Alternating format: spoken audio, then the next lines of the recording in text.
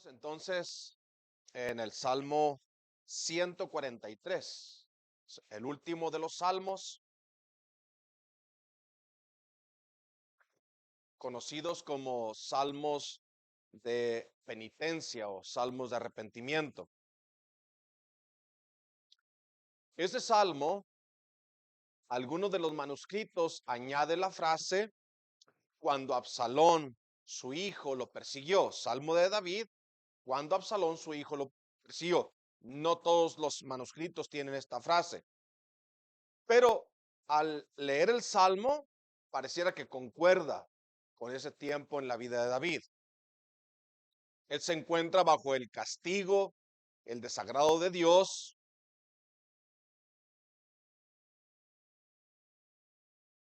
Él, él lo va a disciplinar, lo va a corregir, lo va a humillar, lo va a someter.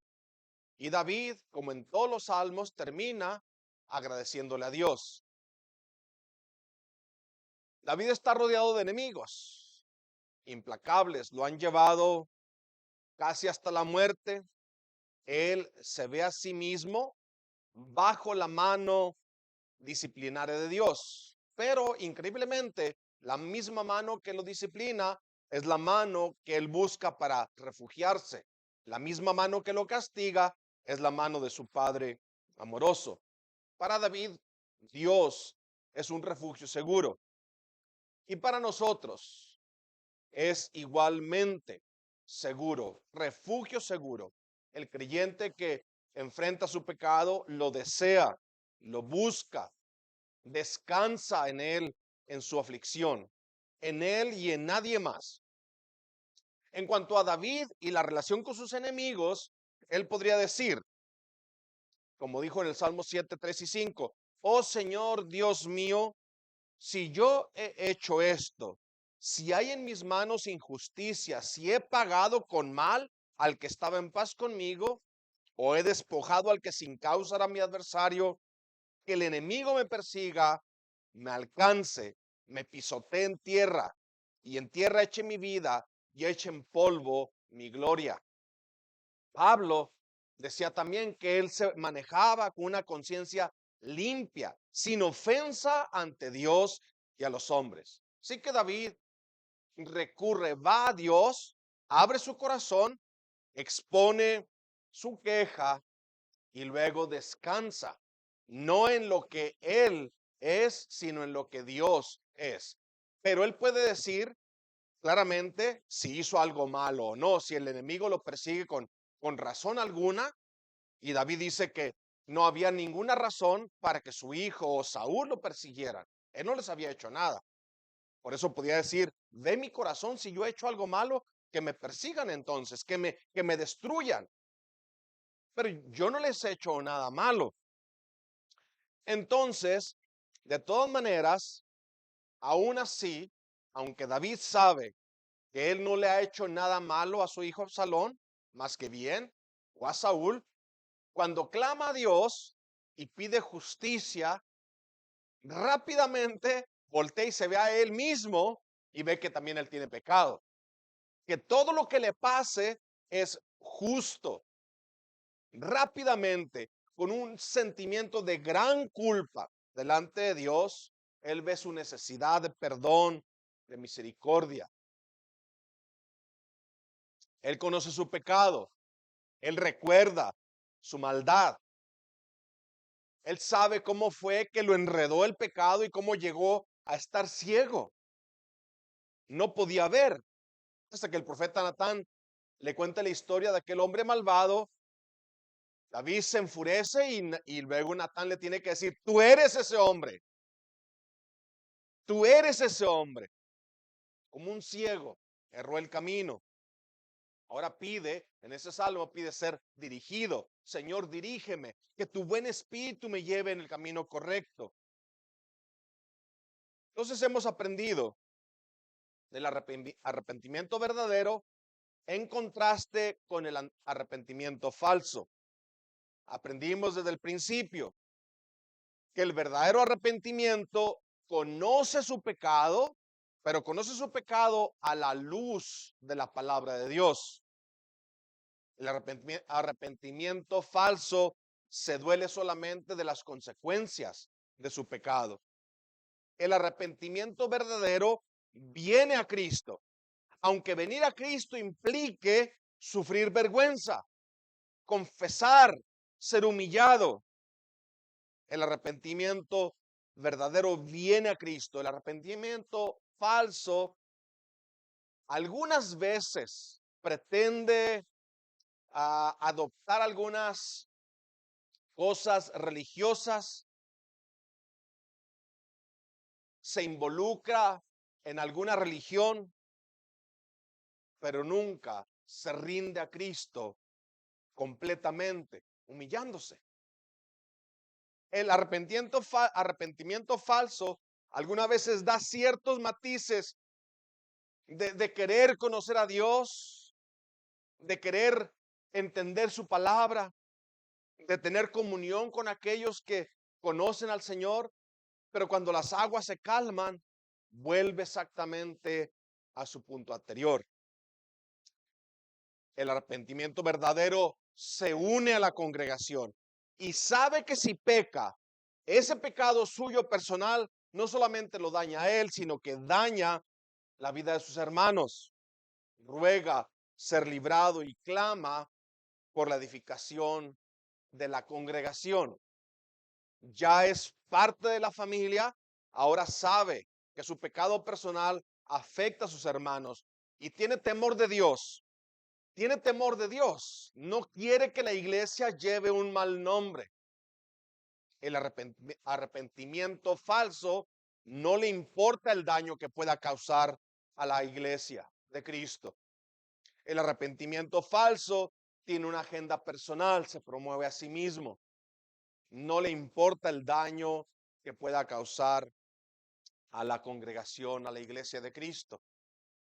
La semana pasada aprendimos que el arrepentimiento verdadero es un arrepentimiento continuo. No es que pasó una vez, sino que persevera. ¿Por qué? Porque conoce su necesidad de ser perdonado constantemente y conoce su responsabilidad de buscar la santidad para su propio bien, para su propia alma, pero también para el bien de la congregación. El arrepentimiento falso es superficial, no transforma. El arrepentimiento falso no estorba el estilo de vida a la que está acostumbrado. Sigue disfrutando de aquellas cosas que el pecado le ofrece. Ahora, en este Salmo 143 veremos que el arrepentimiento verdadero conoce el camino y es guiado por el Espíritu. Conoce el camino que ha de seguir y es guiado por el Espíritu. El arrepentimiento falso sigue siendo guiado por sus propios deseos, por su imaginación, no es guiado por el Espíritu y su palabra, por lo tanto, le es imposible caminar en la verdad. El que verdaderamente se arrepiente, toma la palabra de Dios como su única guía, como su única instrucción para practicar la piedad. Conoce y lee la palabra de Dios, ama la palabra de Dios, la desea, la memoriza. Todo eso es marca de un arrepentimiento verdadero. Pero déjeme decirle de una vez, de entrada, rápido y claro, son los hijos de Dios los únicos que se pueden arrepentir verdaderamente. El arrepentimiento, como la fe, nos es concedido, nos es dado, y esto a través de la predicación de la palabra.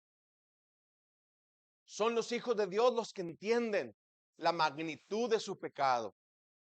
Son los hijos de Dios que a la luz de la palabra de Dios, con el poder del Espíritu Santo, se duelen y se afligen porque conocen su pecado. Para los que hemos aprendido a conocer a David en estas semanas o meses, lo encontramos otra vez aquí en este salmo. Es la misma el mismo patrón. David confiesa su pecado, se acerca a Dios, confiesa su pecado, se humilla, expone sus problemas, termina confiando en las promesas que Dios le ha hecho.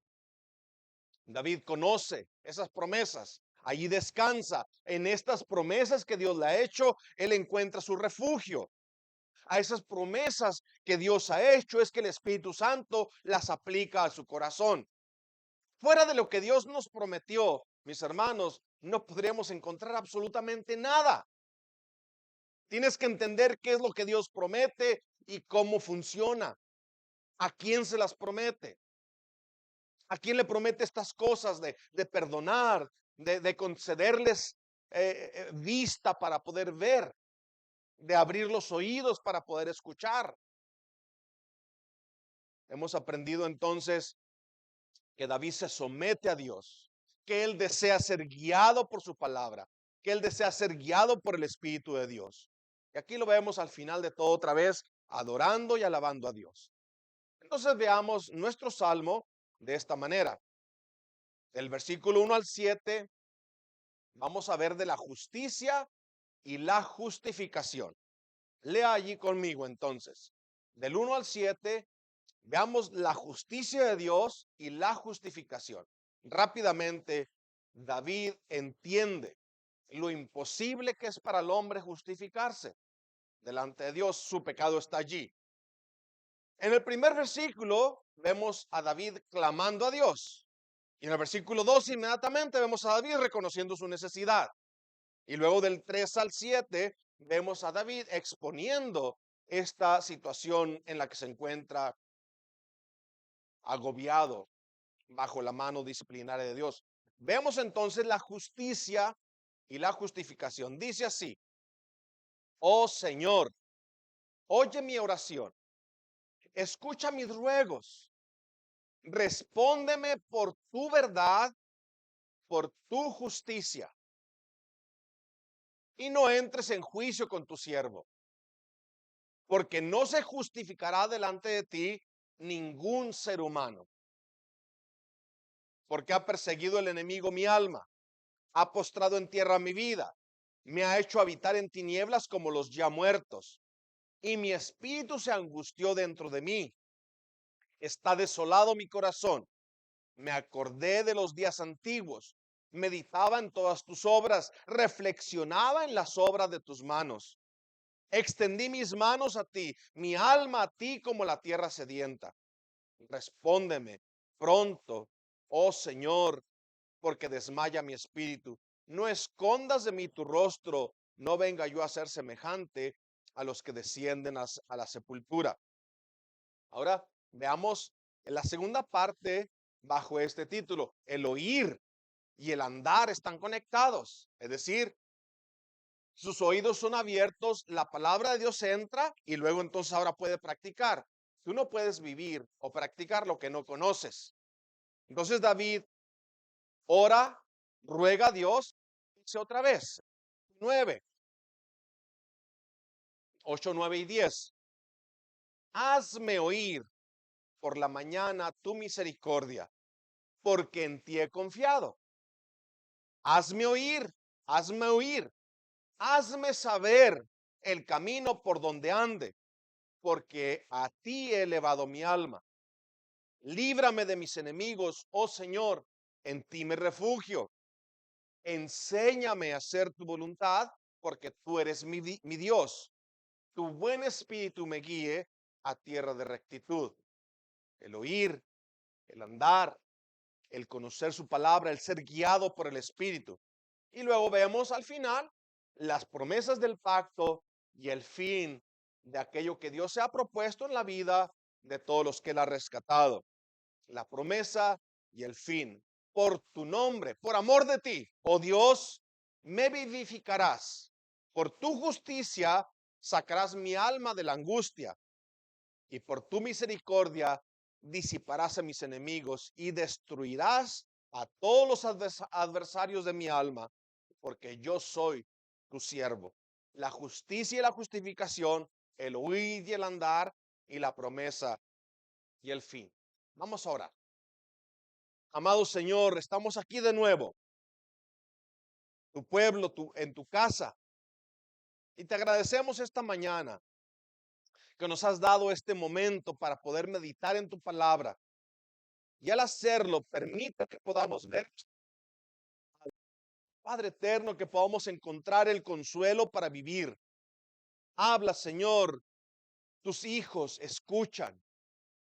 No estamos aquí como si fuéramos suficientes en nosotros mismos, sino que nos vemos claramente insuficientes, incapaces y sin fuerzas propias. Estamos aquí como aquellos que conocen su pecado, que han oído tu palabra, que entienden de tus juicios. Estamos aquí como aquellos que dependen completamente de tu misericordia, pues hemos quebrantado tu ley. Estamos aquí, Padre eterno, como aquellos que han probado la soledad, conocen lo que significa vivir en la oscuridad, lejos de ti, lejos de tus promesas, ajenos, sin esperanza y sin Dios en el mundo. Pero estamos aquí porque de allí nos has rescatado, nos has traído a la luz admirable de tu Hijo, nuestro amado Salvador, nuestro Señor Jesucristo. Somos tus siervos, así como David, y te agradecemos, Señor, por el testimonio de su vida, que quisiste entregarnos para enseñarnos. Nos muestras a través de el testimonio de David, nos muestras nuestro pecado, nos muestras el camino, nos muestras tu voluntad y nos muestras tus promesas. Padre eterno, te pedimos que nos concedas no solamente a nosotros caminar, ver y crecer y madurar, pero ayúdanos, concédenos ver a otros también venir a ti, para que tú seas glorificado, para que tu nombre sea santificado, para que tus enemigos sean avergonzados y sus bocas sean cerradas, y nosotros librados de sus ataques. Te lo pedimos todo, Señor, en el nombre de tu Hijo amado, Cristo Jesús. Amén. Amén. Entonces, veamos el primer punto, la justicia y la justificación. Oh Señor, oye mi oración, escucha mis ruegos, respóndeme por tu verdad, por tu justicia. Otra vez, David nos enseña a orar. David nos muestra el camino correcto a la verdad. David nos muestra cómo reaccionar ante las aflicciones, cómo los hijos de Dios enfrentan el dolor. ¿Te has encontrado tú sin esperanza, sin fuerzas? ¿Has pensado que es el final del camino? David ya estuvo allí y él fue librado por el Señor. ¿En qué confías cuando todo está contra ti? ¿Dónde te apoyas cuando todo alrededor tuyo se derrumba? Vemos a David encontrando un fundamento firme en medio de la confusión, en medio de la duda. El carácter de Dios, esa es su fuerza. ¿Quién es Dios? Respóndeme, dice David, por tu fidelidad. La Biblia de la Reina Valera dice verdad. La Biblia de las Américas traduce mucho mejor. Respóndeme por tu fidelidad, respóndeme por tu justicia. Y algunas versiones en inglés añaden misericordia. David conoce entonces que Dios es misericordioso, que Dios es fiel y que Dios es justo. Esto es lo que hace a David buscarlo como un refugio seguro. Dios es fiel, Dios es justo, Dios es misericordioso. Y allí meditando en el carácter de Dios, que Dios es fiel y justo, inmediatamente lo hacen ver su propio pecado. Porque si algo no es David, es esto. David no es fiel, David no fue justo, David no tuvo misericordia. Si no, pregúntale a Urias, pregúntale a la mamá de Betsabé, pregúntale a los hermanos de Betsabé, pregúntale a los soldados de David, si David era fiel, justo y misericordioso. El pecado suyo se vino encima de él. Inmediatamente entonces, él dice así: no entres en juicio con tu siervo. Si entras en juicio conmigo, no voy a escapar, es imposible.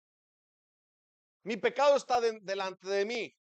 El carácter de Dios es mi seguridad, pero el carácter de Dios revela inmediatamente que mi corazón necesita ser sostenido por la misericordia. David es un verdadero hijo de Dios, no es hipócrita. Él cayó en el pecado más grosero, pero confiesa, se humilla y viene a Dios y recibe el castigo de Dios y recibe el castigo del Señor como de parte de un padre que lo está corrigiendo.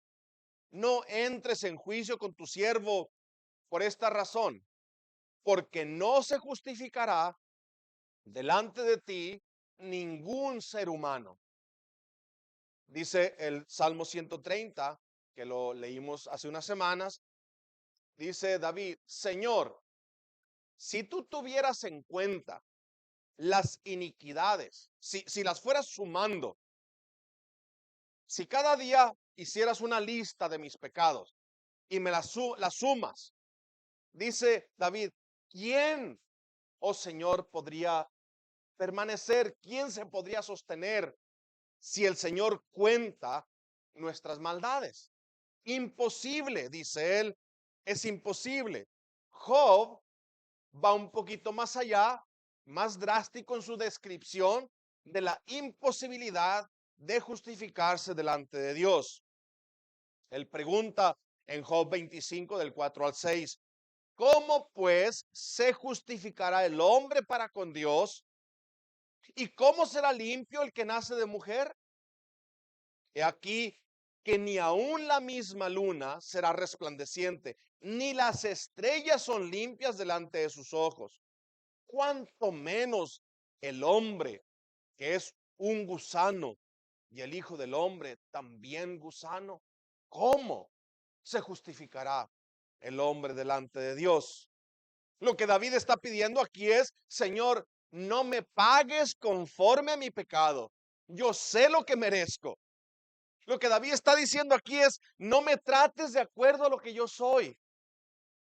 Yo vengo a ti, pero Señor, trátame de acuerdo a lo que tú eres, misericordioso, fiel y justo. Ahora, piensa un poquito, ¿qué significa esto de que Él es misericordioso, fiel y justo?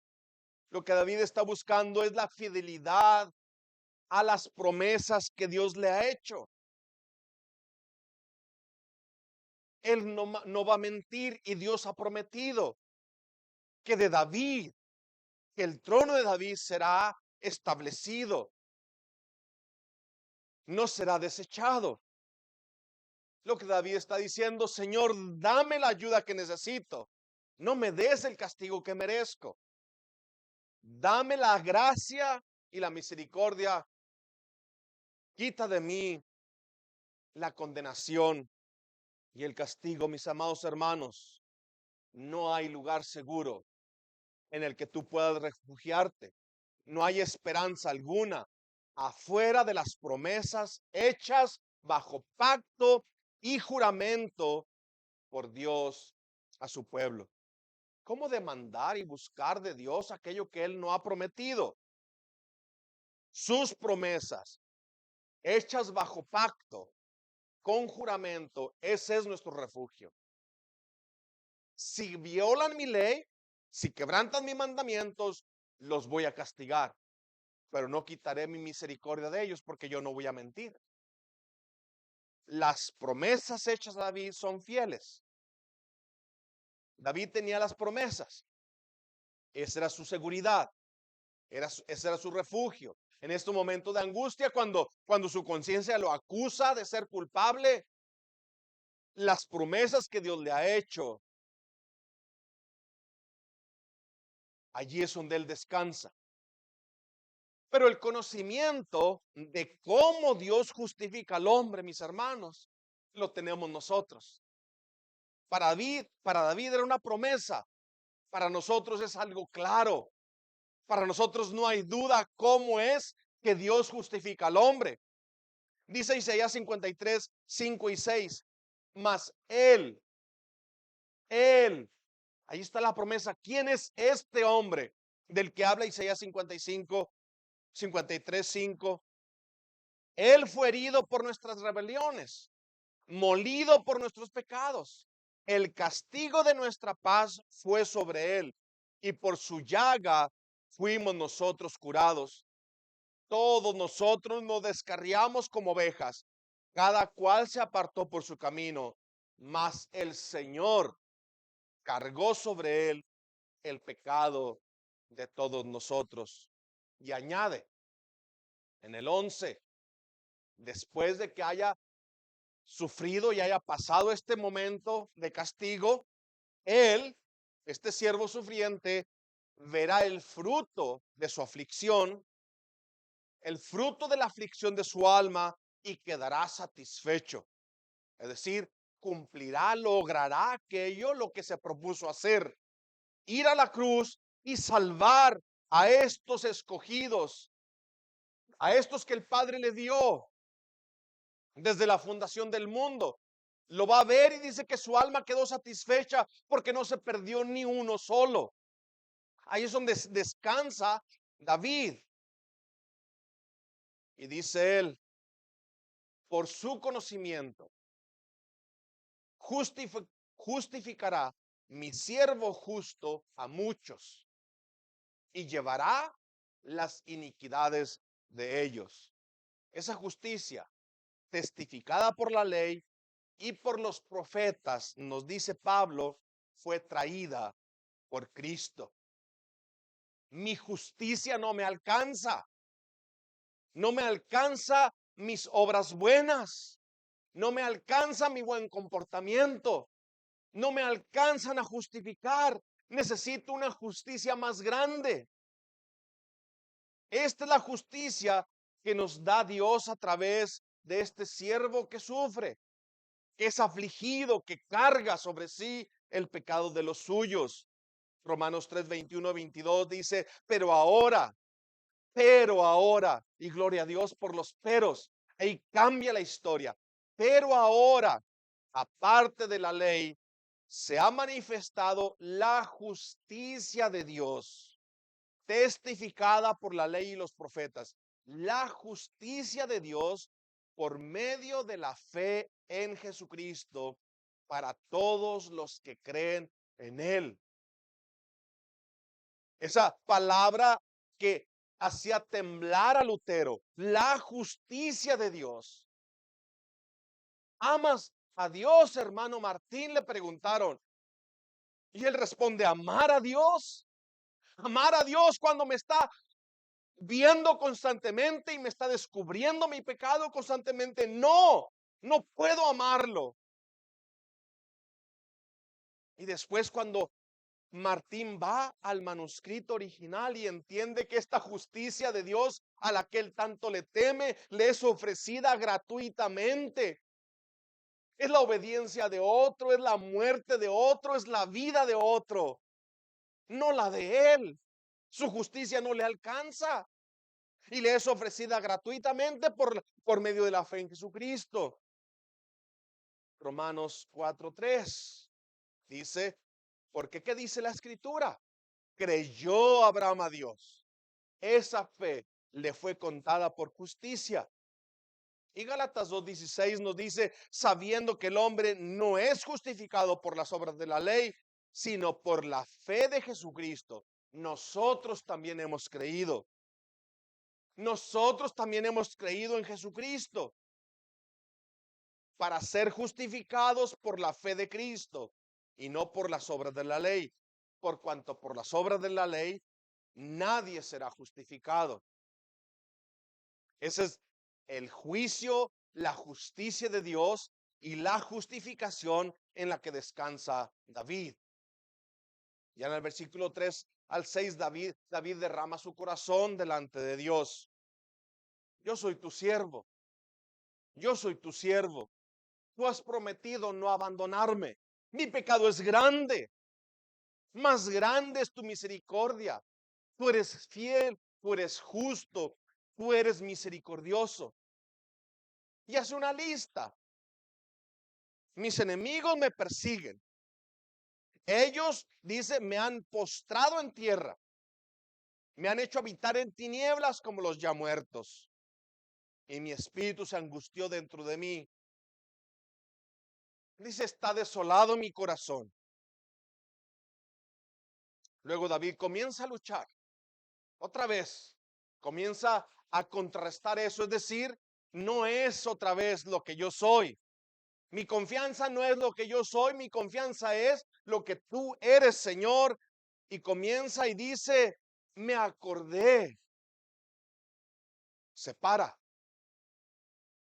Y luego recuerda, me acordé de los días antiguos. ¿De qué días se está acordando David? Quizá David recuerda cuando fue pastor y por la gracia de Dios venció a Goliat. Él ya había aprendido que las fuerzas no vienen de él. Él ya había aprendido muchas veces cuando enfrentó animales salvajes defendiendo su rebaño. Entonces dice, me acordé de los días antiguos. Y luego meditó en todas sus obras. El rey Saúl lo persiguió. El hombre más poderoso de la nación lo quería matar y el Señor lo libró de cada una de esas ocasiones. Y luego reflexionó, dice, en la obra de sus manos. Vea conmigo esas tres palabras. Recuerda, medita, reflexiona. Recuerda, medita y reflexiona. ¿Cómo fue para David entonces recordar, meditar y reflexionar? Todos parecían sinónimos, pero van en aumento. Pero esto lo llevan a entender otra vez. No es lo que yo soy lo que me da confianza. Si me veo a mí, veo un reo de justicia. Si me veo a mí, no me quedan dudas de que el Señor me tiene que matar. Mi confianza otra vez no está en lo que yo soy. Mi confianza está en lo que Él es. Y esto hizo a David que pudiera recuperarse de sus circunstancias adversas. Recordar, meditar, reflexionar en las obras del pasado, lo llevan a extender sus manos y su alma a Dios como a la tierra sedienta, dice el versículo 6. David está recuperando de su angustia. Se está recuperando de su angustia porque se ha vuelto a Dios, a sus promesas. David recuerda que teniendo a Dios, lo tiene todo. Si tiene a Dios, no le falta absolutamente nada. Se acuerda de sus días de pastorcito, se recuerda de sus días en soledad perseguido, pero tenía todo. El rey Saúl tenía el palacio, tenía el ejército, pero no vivía en paz, era angustiado por un espíritu de parte del Señor. Y David, sin tener nada, lo tenía todo.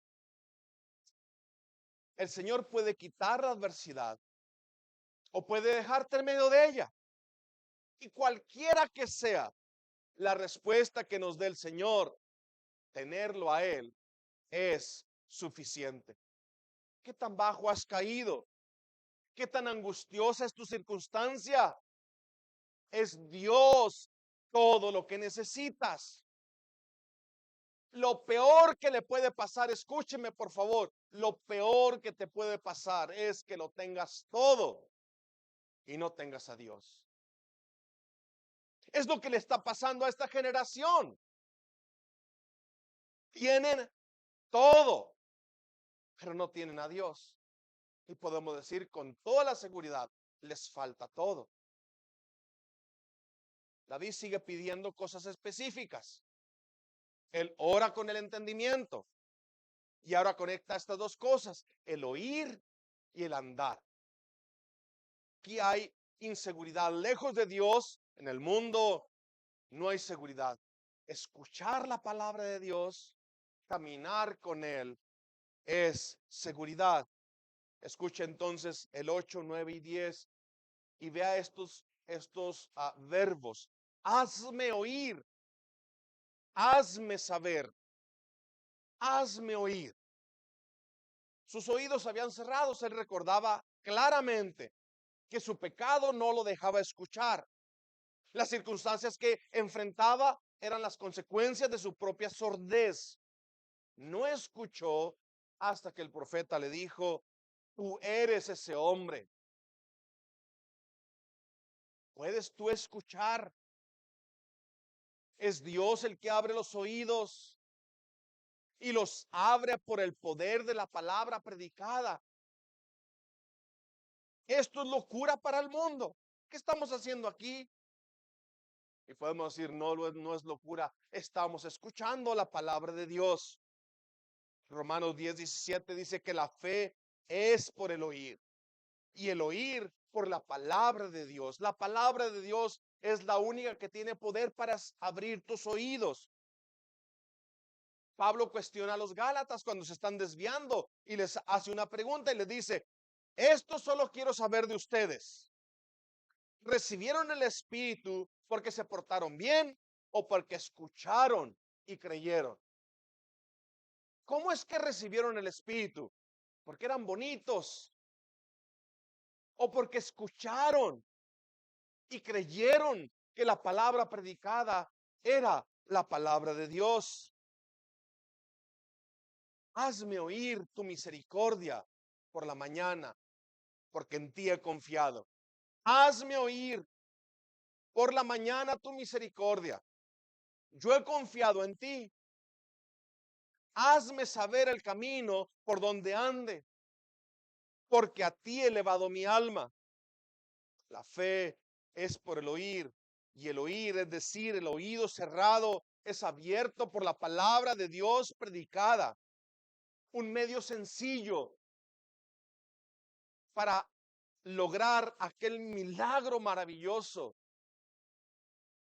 que Dios ha hecho en nuestras vidas y que sigue haciendo: salvar pecadores, rescatándolos, trayéndolos y uniéndolos a su iglesia.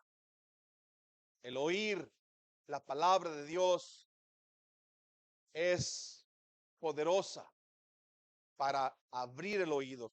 Hebreos 4:2 dice: porque también a nosotros se nos ha anunciado la buena nueva. ¿Cómo? Igual que a ellos. A nosotros también se nos ha dado la palabra de Dios, pero a ellos no les aprovechó oír la palabra por no ir acompañada de fe en las que los oyeron. La escucharon, pero escucharon sonidos nada más. Quizás sus mentes estaban demasiado cansadas, ocupadas, qué sé yo, pero no escucharon. Oyeron el sonido de la voz del predicador, pero se fueron de aquí igual como entraron, llenos las cabezas de videos de Facebook o qué sé yo, llenos de preocupaciones, cómo pagar los cobros que vienen enseguida.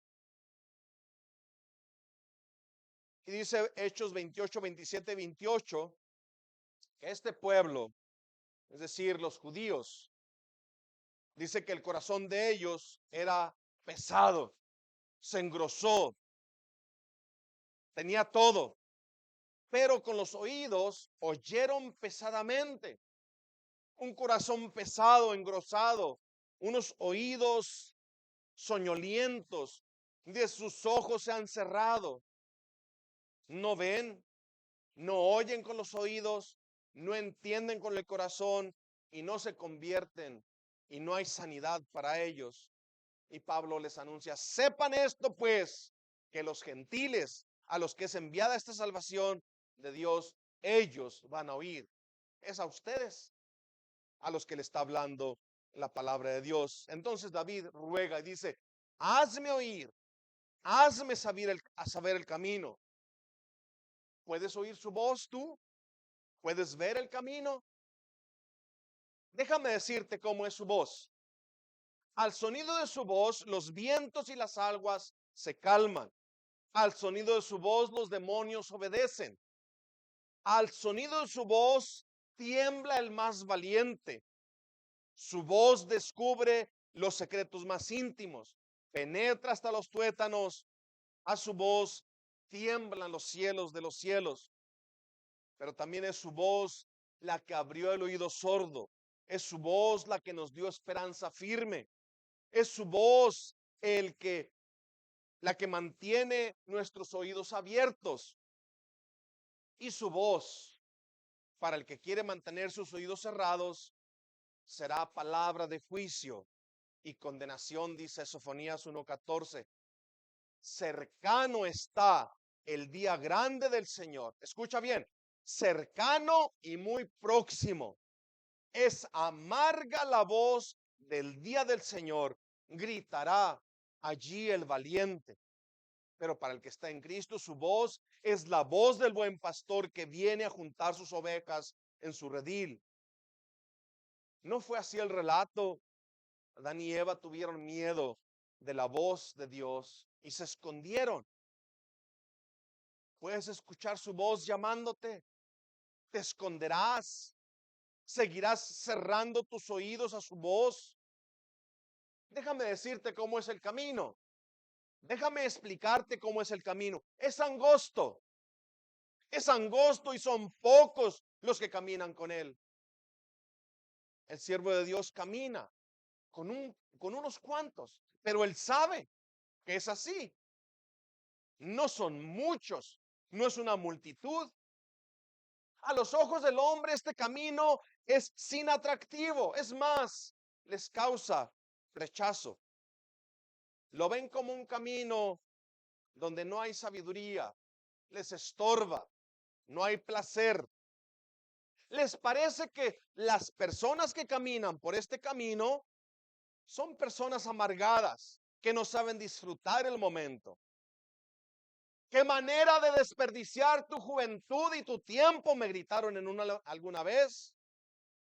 Pero pregúntame, ¿dónde están estos mismos?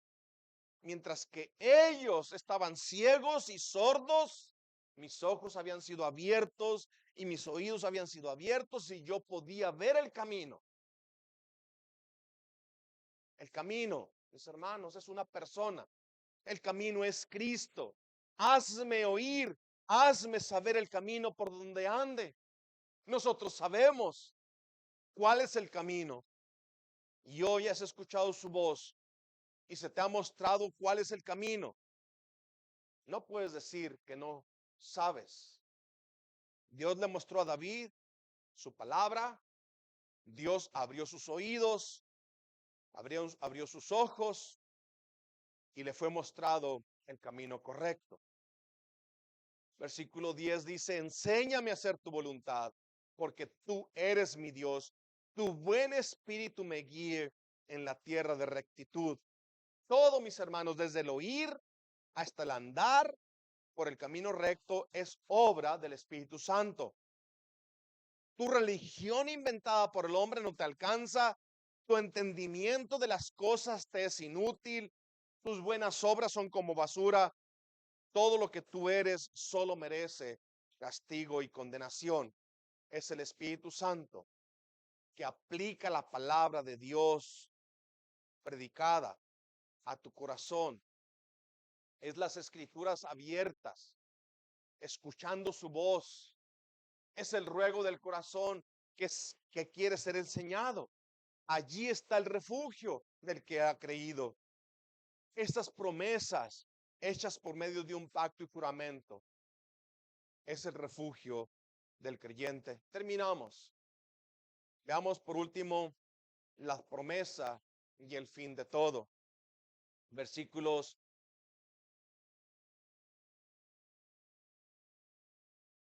11 y 12. Son tres cosas. Por tu nombre, oh Señor, me vivificarás. Una, por tu justicia sacarás mi alma de angustia. Y tres, y por tu misericordia disiparás a mis enemigos. Lea conmigo otra vez esas tres cosas, tres promesas. Esas tres promesas están dentro del pacto. Por tu nombre, oh Señor, me darás vida. Es por amor de tu nombre. Tú has puesto tu sello sobre mí. Me has dicho que yo te pertenezco. Tú me perteneces. Yo soy tuyo, tú eres mío. Allí está mi vida. Afuera de esa promesa no podemos reclamar absolutamente nada. Por amor de su nombre, Él nos dará vida. La justificación. ¿Cómo se justificará al hombre? ¿Se recuerdan que así empezamos el sermón? ¿Cómo llegarás tú al tribunal de Cristo y luego podrás excusar tu pecado? Habrá una balanza que ponga aquí las obras buenas y luego acá las obras malas, y tienes esperanza de que las obras buenas pesen más. Es basura, es basura. La vida eterna es conocer a Cristo. Por tu justicia sacarás mi alma de angustia. ¿Cuál angustia? Saberse culpable, saberse sucio, saberse corrupto, saberse que ha violado la ley de Dios, que Él te perdona, que Él te justifica. Y cómo te justifica, eso quita la angustia de tu corazón. ¿Cómo te justifica? Quitando tu pecado, poniéndolo sobre el Hijo de Dios, y la justicia de Dios matando al Hijo amado de Dios en tu lugar. Y por tu misericordia disiparás a mis enemigos. Veamos uno por uno y terminamos. La vida eterna es conocer a Cristo el Señor. Jeremías 24:7 dice: les daré un corazón para que me conozcan, para que entiendan que yo soy el Señor, y me serán por pueblo, y yo les seré a ellos por Dios, porque se volverán a mí de todo su corazón. Y luego Ezequiel 11:19, y les daré un corazón y un espíritu nuevo, pondré dentro de ellos, quitaré el corazón de piedra de en medio de su carne, y les daré un corazón de carne. Vea la justificación. La justificación que calma la angustia más grande. Romanos 5:1 y 2. Justificados pues por la fe, tenemos paz para con Dios por medio de nuestro Señor Jesucristo, por quien también tenemos entrada por la fe a esta gracia en la cual estamos firmes y nos gloriamos en la esperanza de la gloria de Dios. Quisiera que lo absorbiera palabra por palabra. Escucha, no guerra, paz, no enemistad, redención, familia. Escúchalo, justificados por la fe, tenemos paz para con Dios por medio de nuestro Señor Jesucristo, por quien también a través de Cristo tenemos entrada por la fe a esta gracia que nos perdona. Y allí es donde estamos firmes. Allí es nuestro refugio.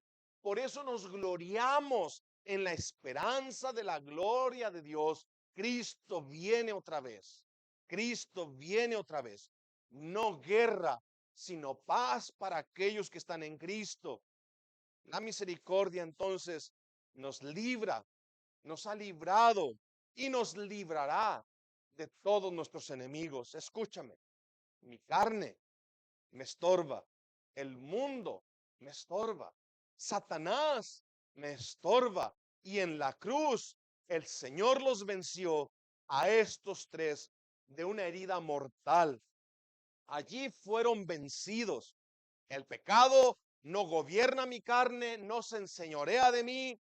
En Cristo estoy crucificado para el mundo y el mundo para mí. Y la serpiente antigua, que es el diablo y Satanás, fue aplastado allí en la cruz de Cristo. Y cuando Cristo regrese, jamás volveremos a pecar contra Él. Aparte de Cristo, quiero decirte que estos tres enemigos dominan, gobiernan tu alma y al final te destruirán. Solo Cristo es refugio eterno y seguro. Será hoy el día que te rindas a Él. Vamos a orar. Padre eterno, otra vez, Señor, ¿cómo podremos justificarnos delante de ti? Gloria sea tu nombre, que tú nos justificas por medio de la fe.